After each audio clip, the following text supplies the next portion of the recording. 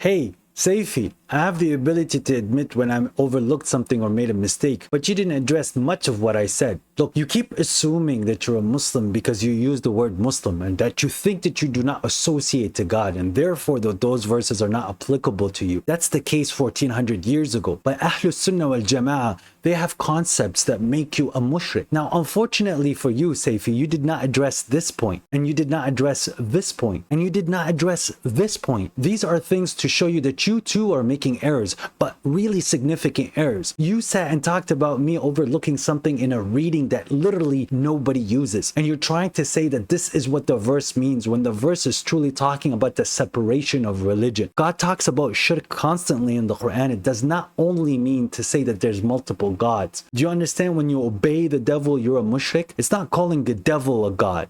Do you know the guy in chapter 18 when he said that I don't think the day of judgment is coming and that this garden is not going to get destroyed? He was also called a mushrik. Do you understand that if you're saying that a book is from God and it is not from God and it has words from God that are not from God, that's also considered shirk? I know you guys don't read your own hadith books, but even in your hadith books, allegedly, the Prophet said that if somebody is praying to show off and he's not actually in tune with his prayer, or he's praying differently in the mosque than rather how he prays at home, that this is a hidden form of shirk. So as you see, shirk does not just mean to say that there's multiple gods. So you keep trying to call yourself a mu'min or a Muslim and you're saying that these verses are not applicable to you. God states in the Quran, وَلَقَدْ ضَرَبْنَا لِلنَّاسِ فِي هَذَا الْقُرْآنِ مِنْ كُلِّ مَثَلٍ. And we have struck for the people in this Quran from every example. God is painting to you examples of what you shouldn't be, and this is where you fail to understand, Habibi. So when you're trying to express your way that no, we're still exactly how the Prophet was 1400 years, this is where we're telling you you're wrong.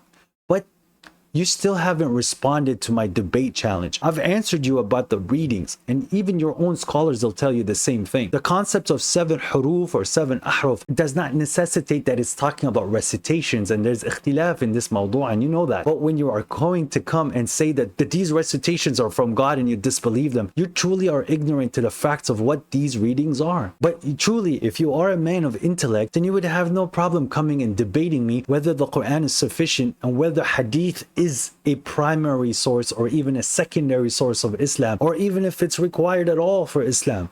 The point is, I'm saying the book of God is sufficient for me and I believe in the book of God, and you're calling me a kafir. I'm telling you that you've associated something to the book of God which it isn't from God, and I'm calling you as a mushrik. I have substantial evidence against you. The only thing you have against me is things that have absolutely nothing to do with what the verses of the Quran states. You're saying I'm taking out of context. I'm saying that they're applied differently in this day and age because of how the world evolved. For you, you truly believe that the message that you've received from your scholars and these people that are speaking is what the messenger told the people around him, which is not the case. This is where you're failing. Umar, Uthman, Abu Bakr, and Ali, none of them had any efforts to go compile books of hadith, but they all went propagated the Quran. And I know you guys hate to hear this hadith, but as Umar said, Hasbuna kitab Allah, sufficient for us the book of God. Cry me a river. But you still didn't address any of the points other than me overlooking one of the readings, which has absolutely nothing to do with how you're not mushrik. So why don't you sit and have a debate with me, and the floor is always open for you. Understand that you're in a vacation. Enjoy your vacation, and Habibi, when you come back, it's best you sit down and actually have a discussion. I'm telling you, the Quran is sufficient. It's understandable by itself. I don't need a group to tell me that there's verses from the Quran missing, like the stoning of an adulteress, or the how many suckles it takes for somebody to become a muharram or forbidden for a girl to get married to. Come on, bro. I didn't take you for a whiz. Come for a debate. Let's have a talk. An extraordinary atmosphere for an extraordinary lineup of men.